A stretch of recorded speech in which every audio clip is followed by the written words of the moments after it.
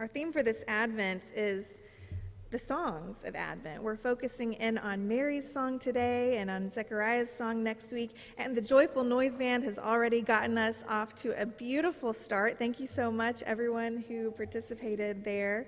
But music is magical, isn't it? I know some of you have been posting your Spotify Wrapped lists. I listen on Amazon, which is probably a good thing because my Wrapped list would be a combination of Taylor Swift and Bon Iver and Paw Patrol, the typical parent list. But music is magical. It can give us comfort in difficult times. It can give us energy and courage when we need it. It can put our kids to sleep or quiet them down on a long car ride. It can tap into some deep part of us, some core memory and identity as well. I remember when I was in my first call as a pastor in San Antonio, my church was across the street from a nursing home, and there was a memory care unit.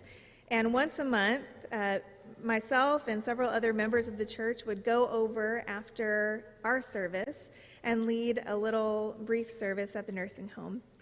And for a while, we were asked to go specifically to that memory care unit. I was used to doing, a 2-minute version of whatever my sermon had been that morning and then just singing a bunch of hymns that we know people love. But in the memory care unit, even the 2 minutes, it didn't matter, right?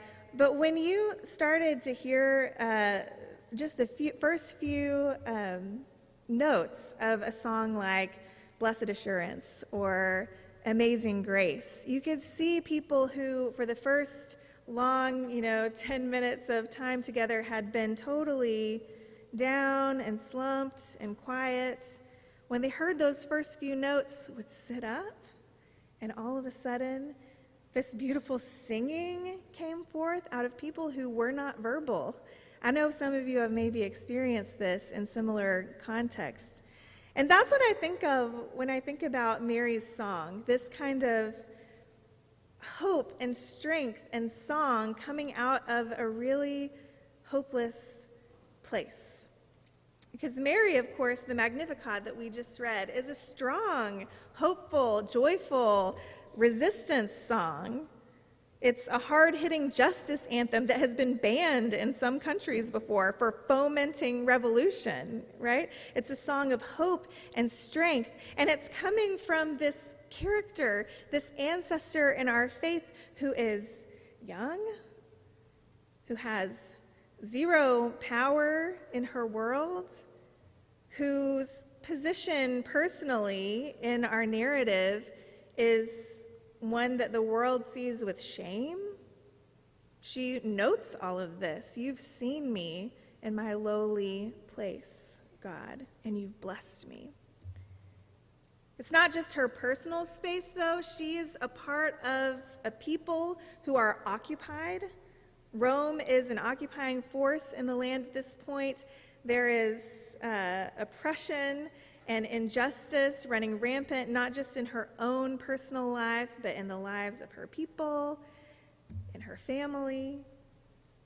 There's a lot of reasons for her to be afraid, for her to be quiet, for her to stay silent.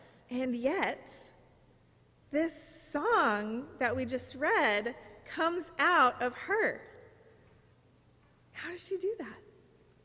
How does she sing this song of hope and justice in a world that is unjust? It's amazing, right? How do we sing a song of hope and justice in our world? It's not any easier now, is it? How do we nurture a song like Mary's in our own hearts and in those around us when our world feels like it's falling apart? Well, Mary's song doesn't come out of nowhere. That's the first thing that comes to my mind. I had a professor in college, Vicki Vaughn. She was actually one of my preaching professors, which is amazing. Not a lot of young women in Texas Baptist schools had women teaching them to preach. But Vicki Vaughn would always say, you spill out what you're full of. Now, sometimes she said this in response to someone's complaining or profanity or whatever. But it's truer than that, right? What you nurture inside yourself is what will spill out when crisis moments come, when the pressure is on, when everyone's looking at you or things are not going right. You spill out what you're full of. Now, not every moment of Mary's life is recorded.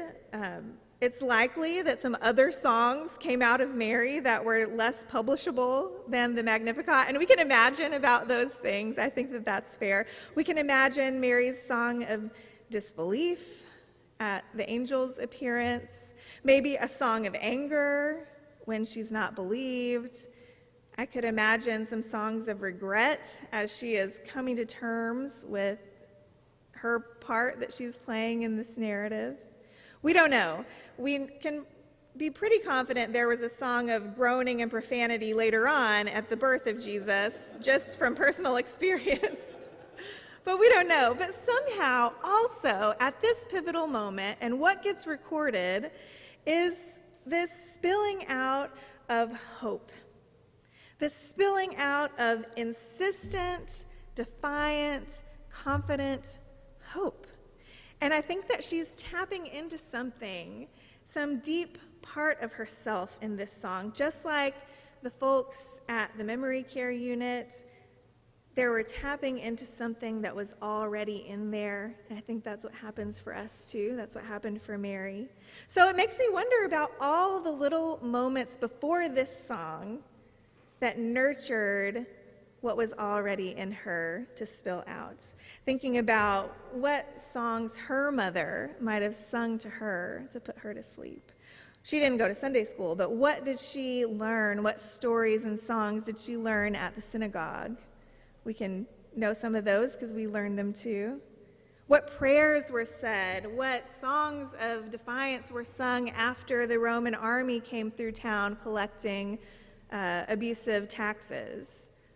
All of those little things built up in her, right? If you spill out what you're full of, then all of those little moments mattered. They built up this beautiful song. So how do we nurture songs of hope in ourselves, in our children, in our friends and family, without ignoring the realities of our world, without disconnecting from the truth of suffering? Well, we fill ourselves up with all those same little moments, and you're doing it all the time, right? Our Sunday school teachers are doing this for our kids every Sunday, filling them up, little bites of hope that will one day, we hope, spill out of our children. You're telling your kids the history of your family, the history of our faith. You're preaching justice to each other. You're praying for each other and letting each other know that you have this hope that God will provide, that God has enough, that there is abundance. You're doing that for each other every time that you're here and in so many other ways. We nurture our hope in these small ways again and again, until that's the song that we remember. That's the song that spills out of us and brings us back to ourselves, even in the midst of pain, in the midst of fear, in the midst of uncertainty. We fill up on hope one bite at a time. For me this week, my bites of hope were amazing. I got to go to 2 weddings this week. One of them I got to perform, and it is a really beautiful kind of defiant hope, especially to see queer couples who face so many obstacles in this state say, we are standing here before God and before the church and before all of creation to say that we are committing ourselves to each other, that faithfulness and hope and love and joy is what we choose. And that is a bite of hope that I needed this week. That's one of my bites of hope. My best friend last night had a baby. That's my biggest bite of hope. I'm so excited. I was like telling everyone who doesn't even know this friend this morning, like, oh, Lyanna had a baby. Seeing a friend who's been there for me. I was looking back at my text messages from Gabriel's birth. I was texting her about instructions on what to do with Dominic if she needed to come pick him up, if I was in labor and all of these things. To get to see her have this long-awaited baby and come through that, and to get the picture of the bright little eyes. I mean, that is a bite of hope, y'all, that we can hold on to in a world that is filled with so much death. Any bite of new life that we can see, that's what we want to fill up on. Yesterday, I got to go to the Love Notes concert. Joe and Ellen are a part of this group, and several of you were there as well, and hear Broadway songs from a choir of 85 folks who have dementia diagnoses, and their caregivers and volunteers. And y'all, Joe and Ellen didn't even get to be there, but I was tearing up the whole time hearing the stories of hope from these couples, from these families, in the midst of such a difficult diagnosis, in the midst of such a hard part of life. Finding connection with each other and sharing hope together in this choir is a beautiful nugget of hope that I got to fill up on. There are more that I could share, and I know that you're thinking of some too, so I want to give you a second. I'm going to give you about 2 minutes. Turn to somebody next to you, just groups of 2 or 3, and tell them about some little bite of hope that you are holding on to this week or this month or this year, whatever comes to your mind. What's a little nugget of hope that you can share with someone near you, all right? Take just a couple minutes, and then I'll bring us back together to share those nuggets of hope. Hey, Brandon, can you share this? Yeah.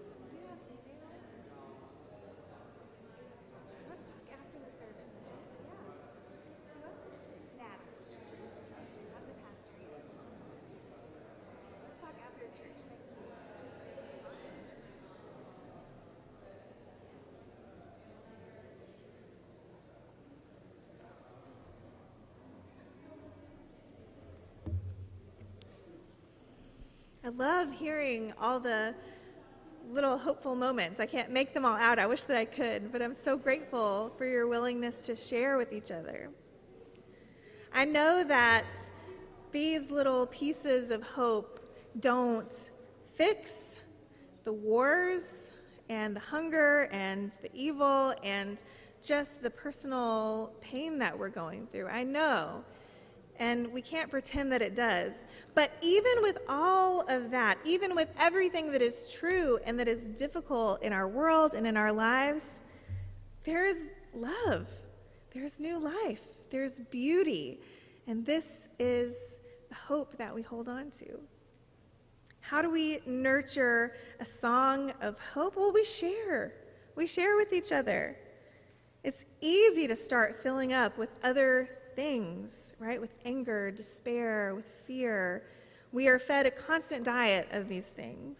We have plenty of access, and it's easy to get isolated, to be really connected to the world and on a big scale and the pain of it, but to be isolated from the moments of joy and peace and love that are happening all around us.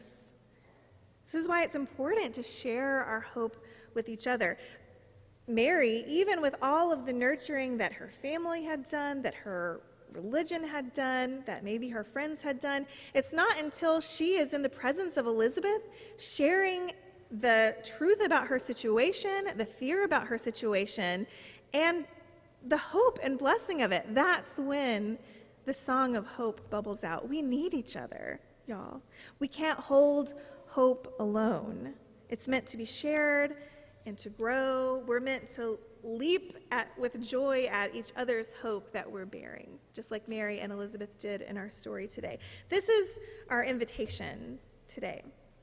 In a world where despair and cynicism and rage are so tempting, in a world where a lot of the time they're a lot easier, right? Mary's song invites us to practice hope, to share our hope, to be open to the hope that we see around us. It's because of this hope that we can enter into the pain of the world, that we can enter into hard things, that we can look the suffering of the world in the face and do that in a rooted, in a strong, in an effective way, instead of as a puddle of grief.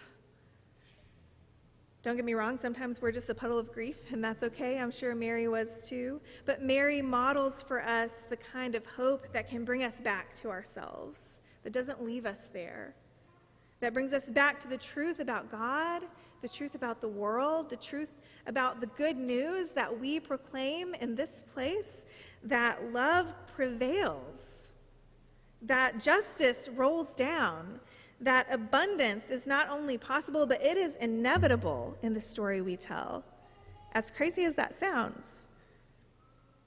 There's a teaching in the Talmud, a rabbinic teaching, where the question was posed about what to do in a scenario when a wedding party and a funeral procession are in the same town and they're meeting at the same cross street in the middle of the village. Who goes first? This is what the rabbis grappled with.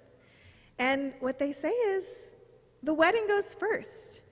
Life is prioritized even in the face of death, because that's what's at the core of our faith.